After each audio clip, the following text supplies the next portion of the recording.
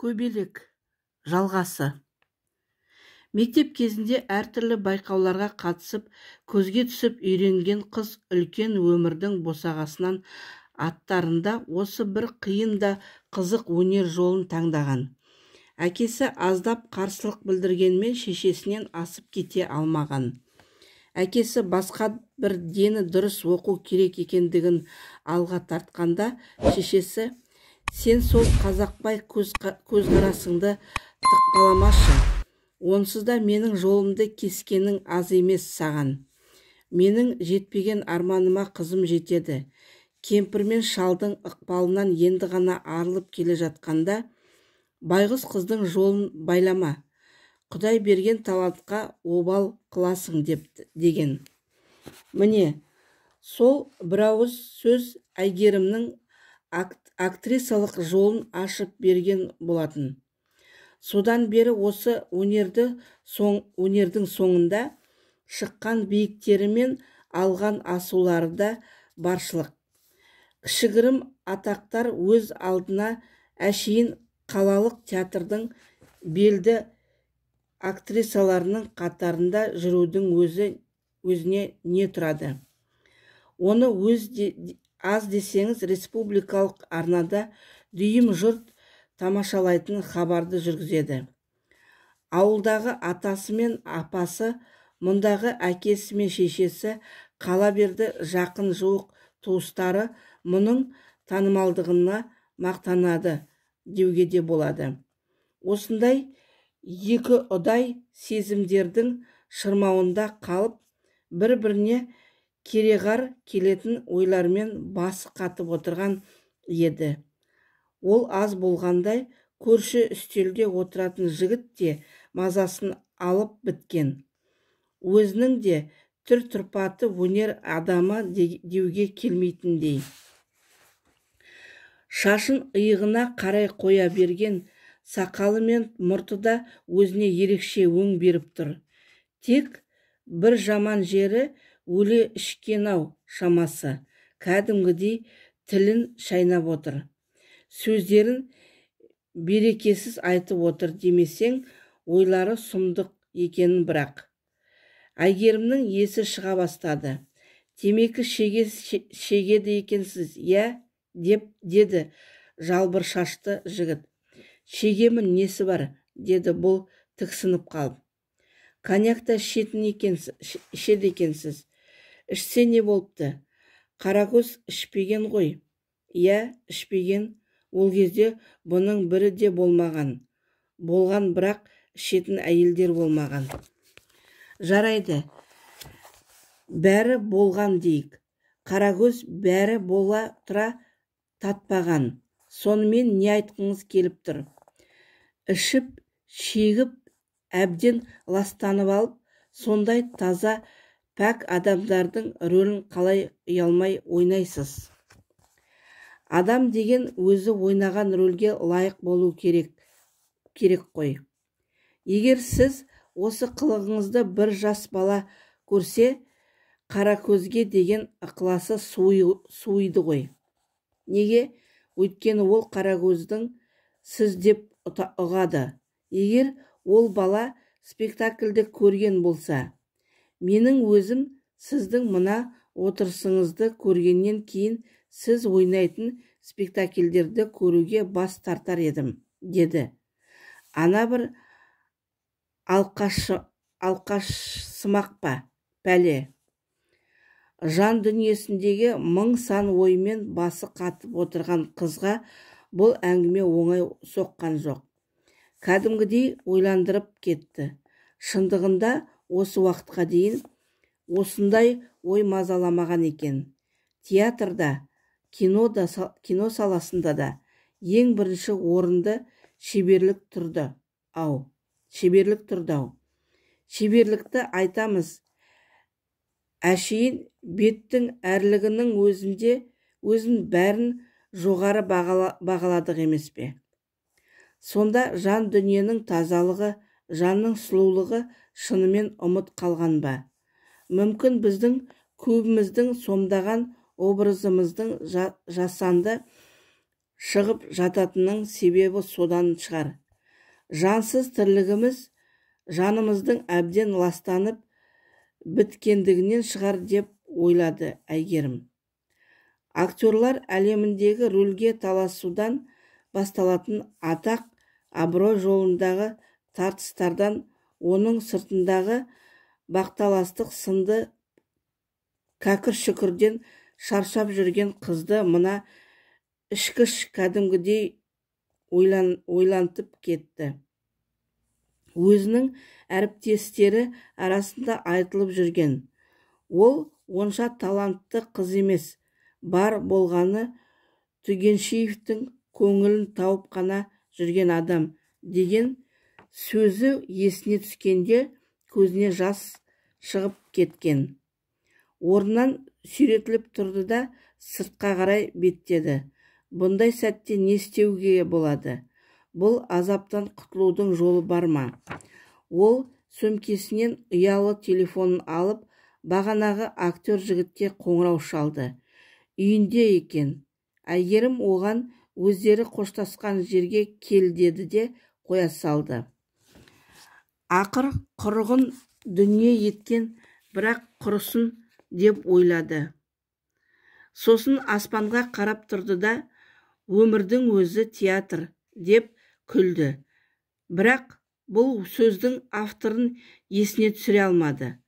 Жан тазалығын былай қойғанда біз сорлы да білім де жоқ екен ғой деген ой қылаң берді. Актер жігіт келді. Екеуі үндемеген күйі біраз жер жүрді. Жігітіміз қыздың не оймен шақырғанын біледі. Бірақ бүгінгі мына көңіл күй жігітке мүлде ұнаған жоқ. Бір түрлі салқын. Жеке қалдық екен деп мойнына асыла кеткен жоқ. Еркелеген жоқ. Азат, айтшы, мен сені үшін кіммін?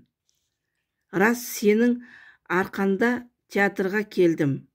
Киноға түстім. Тым жақсы рөлдерге қол жеткіздім.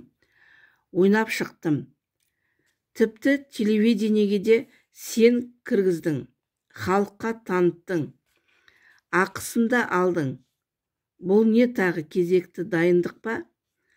Жоқ, бұл театрдағы да, кинодағы да рөл емес. Бәрі бар болғаны менің өзімнің өмірімдегі рөлім. Айтайын, сен мен үшін талантты актрисасың. Сол үшін саған қолымнан келгенше жәрдемдескім келеді. Бірақ көрсең көзін аш дегендей, бар болғаны сол ма? Егер олай болса, сол еңбегінің ақысын алу міндетті ме еді? Жоқ, бар болғаны ол емес. Білесің ғой, сен менің махаббатымсың. Менің мынау жалған дүниедегі жұбанышымсың. Олай болса, мен сенің бөтенің емеспін. Жұбанышың болдым. Енді саған қуаныш сыйламақпын. Қалай сонда? Солай, мен сенен ауыраяқпын. Жігіт үнсіз қалды. Енді жетпеген осы еді деп ойлады ішінен.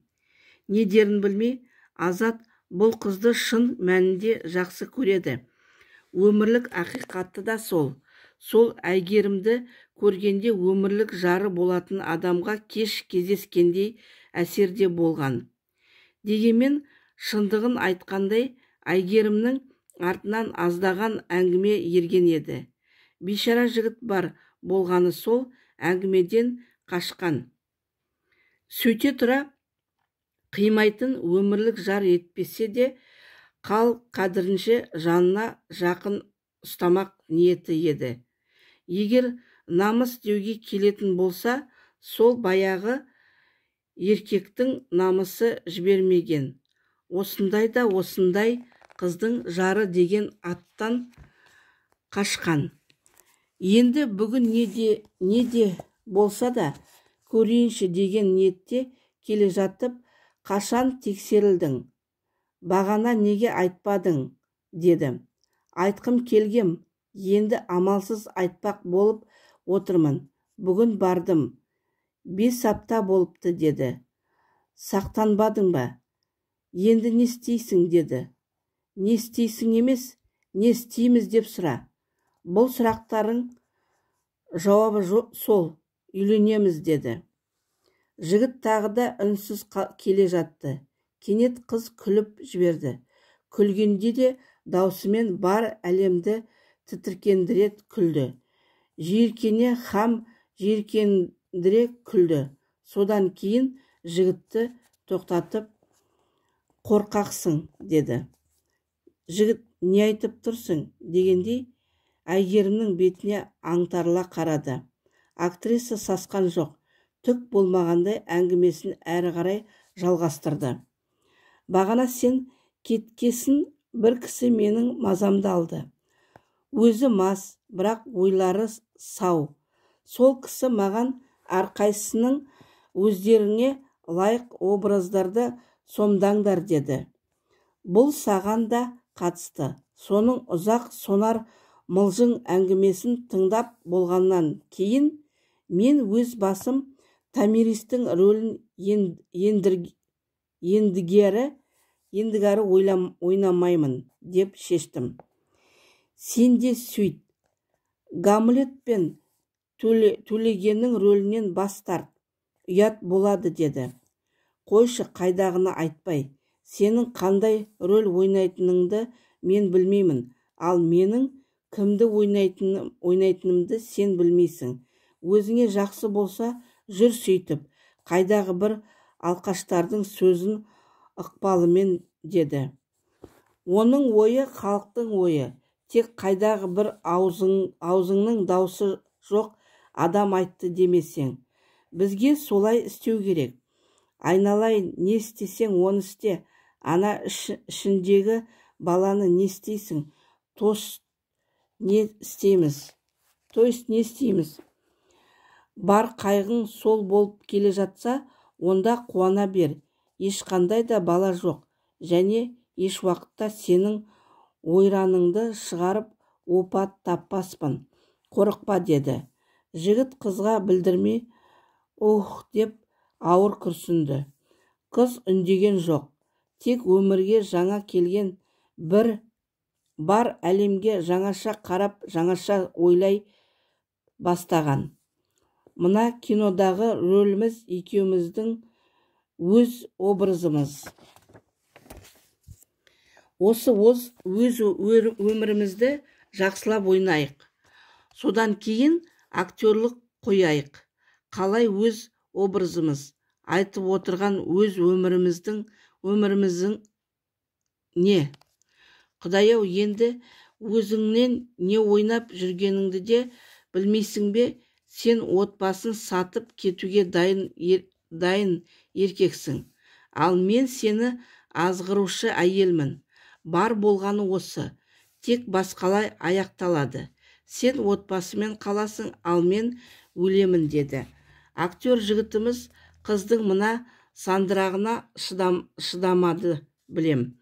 Үн-түнсіз біраз уақыт қалшылдап тұрды да еш нәрсе деместен айналып кетіп қалды. Әйгерім шын мәнінде мына бір арсыз тіршіліктен жалыққан еді.